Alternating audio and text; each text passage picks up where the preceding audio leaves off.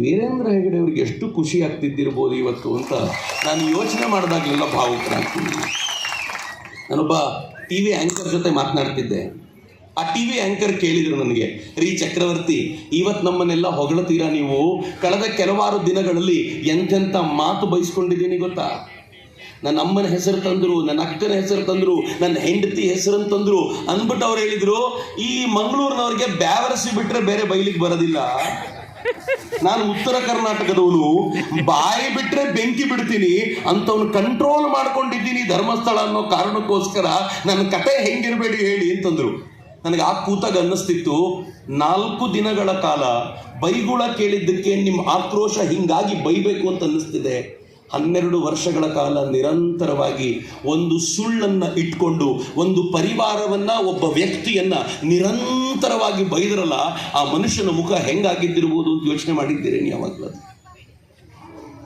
ವೀರೇಂದ್ರ ಹೆಗಡೆಯವರ ಬಗ್ಗೆ ನಾನು ಅವ್ರ ಬಗ್ಗೆನೇ ಮಾತಾಡ್ತಿರೋದು. ಅವ್ರ ಬಗ್ಗೆ ಆಲೋಚನೆ ಮಾಡಿದಾಗಲೆಲ್ಲ ಭಾವುಕನಾಗ್ತೀನಿ. ಯಾಕೆ ನಾನು ಅಂತಂದ್ರೆ, ಪ್ರತಿ ವೇದಿಕೆಯ ಮೇಲೂ ಇದನ್ನು ಹೇಳ್ತಿದ್ದೀನಿ, ನಿಮಗೂ ಹೇಳ್ತೀನಿ. ನಾನು 55 ವರ್ಷಗಳ ಕಾಲ ಸಮಾಜಕ್ಕೋಸ್ಕರ ದುಡಿದಂತ ಒಬ್ಬ ವ್ಯಕ್ತಿ, 55 ವರ್ಷಗಳ ಕಾಲ ನೀವು ಯಾವ ಸಮಸ್ಯೆ, ನಂಗೆ ಗೊತ್ತಿದೆ ಇಲ್ಲಿರೋ ಪ್ರತಿಯೊಬ್ಬರೂ ಕೂಡ ಒಂದಲ್ಲ ಒಂದು ಸಲ ವೀರೇಂದ್ರ ಹೆಗಡೆಯವರ ಕಾಲಿಗೆ ಬಿದ್ದಿದ್ದೀವಿ. ಕೊನೆಗೆ ನಮ್ದೇನಾದ್ರೂ ಸಮಸ್ಯೆ ಇದ್ದಾಗ ಕೇಳ್ಕೊಂಡಿದ್ದೀವಿ, ಈ ಸಮಸ್ಯೆಗೆ ಪರಿಹಾರ ಕೊಡಬಹುದಾ ಅಂತ. ಅನೇಕ ಬಾರಿ ಪರಿಹಾರ ಹಣದ ರೂಪದಲ್ಲಿ ಆಗಬೇಕಾಗಿರುತ್ತೆ, ಇನ್ನೂ ಕೆಲವು ಬಾರಿ ಶಕ್ತಿ ತುಂಬಬೇಕಾಗಿರುತ್ತೆ. ಸಾಂತ್ವನ ಹೇಳಿ ಕಳಿಸಿದ್ದಾರೆ ಅವರು ನಮಗವ್ರ ಹತ್ತಿರದಿಂದ ಗೊತ್ತಿರುವ ಒಬ್ಬ ವ್ಯಕ್ತಿಯ ಬಗ್ಗೆ, ನಮ್ಮ ಊರಿಗೆ ಬಂದಿರುವ, ನಮ್ಮ ದೇವಸ್ಥಾನಕ್ಕೆ ಬಂದಿರುವ, ನಮ್ಮ ದೇವಸ್ಥಾನಕ್ಕೆ ಹಣ ಕೊಟ್ಟಿರುವಂತ, ನಮ್ಮ ದೇವಸ್ಥಾನಕ್ಕೆ ಉದ್ಧಾರಕ್ಕೋಸ್ಕರ ಪ್ರಯತ್ನ ಪಟ್ಟಿರುವ, ನನ್ನ ಮಗುವಿನ ಅಧ್ಯಯನಕ್ಕೋಸ್ಕರ ಸ್ಕಾಲರ್ಶಿಪ್ ಕೊಟ್ಟಿರುವ, ನಮ್ಮ ಊರಿನ ಕೆರೆಯನ್ನು ಸ್ವಚ್ಛಗೊಳಿಸಿರುವ, ನನ್ನ ಹಳೆಯ ಮಂದಿರವೊಂದನ್ನು ಪುನರುಜ್ಜೀವನಗೊಳಿಸಿಕೊಟ್ಟಿರುವ, ಸದಾ ಕಾಲ ನನ್ನ ಔನ್ನತ್ಯಕ್ಕೋಸ್ಕರ ನಿರಂತರ ಪ್ರಯತ್ನ ಪಡ್ತಿರುವಂತ ಒಬ್ಬ ವ್ಯಕ್ತಿಯನ್ನ ಅವರ ಕಾಲಿನ ಧೂಳಿಗೂ ಸಮನಿಲ್ಲದ ಮತ್ತೊಬ್ಬ ವ್ಯಕ್ತಿ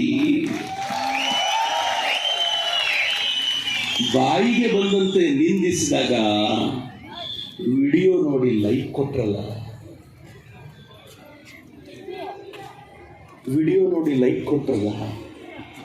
ಮಿತ್ರ, ಬಹಳ ಬೇಜಾರಾಗೋದಿಲ್ವಾ?